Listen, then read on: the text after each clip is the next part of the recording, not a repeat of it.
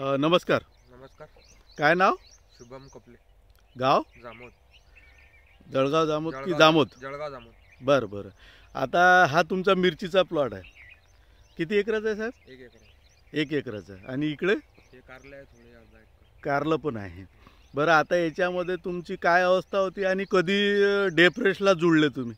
आता एक 15-20 दिवस झाले. बरं, आता किती शेड्यूल मारले तुम्ही? 2 शेड्यूल मार.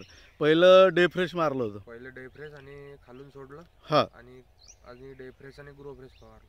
अच्छा, तर काय म्हणजे काय झालं होतं प्लॉटला? प्लॉटला हे समजा थोडा अकळावा होता त्याच्यामध्ये. हां. झाडं व्हायरस होते, ते थोडे पानं उकलायला लागले त्याचे. अच्छा, म्हणजे आता अशी सुधारणा व्हायला सुरुवात झालेली आहे. हो. म्हणजे बऱ्यापैकी झाडं चांगलं. फुलत आहे. नाही तर एवढ्या प्रमाणात झालं होतं तुमचं. बरोबर. पण आता हाय पान, आता नवीन शेंडा खुलण्याच्या अवस्थेत आहे. म्हणजे बऱ्यापैकी सुधारणा झालेली आहे. आणि माल कसा आहे साहेब? माल चांगला लंबा आणि शायनिंग पण आहे.